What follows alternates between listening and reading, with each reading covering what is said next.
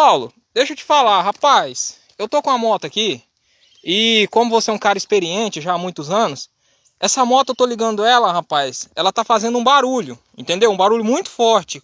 O que pode ser, cara? Você poderia me ajudar? Cara, isso muitas pessoas passam por esse problema. E eu sou um camarada que eu gosto de ajudar as pessoas. Você, na hora que liga, ela faz barulho. Faz barulho, liga aí pra nós ver. Cara, não, eu vou pedir você para ligar Tá ela bom, tá para bom. mim solucionar seu problema. Você que talvez gasta dinheiro à toa com mecânico, eu vou te mostrar agora. Dá a partida do motor aí. Tá bom. Você vai ver que ela tá fazendo um barulho muito forte.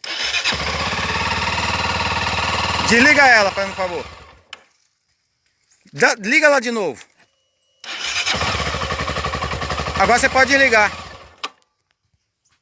Olha, galera, eu pude ver qual é o problema que está acontecendo. Quando ela está desligada, ela não faz barulho. Ligada faz barulho. Então, para não acontecer isso, deixa ela desligada. Ah, tá. Então muito obrigado por essa ajuda.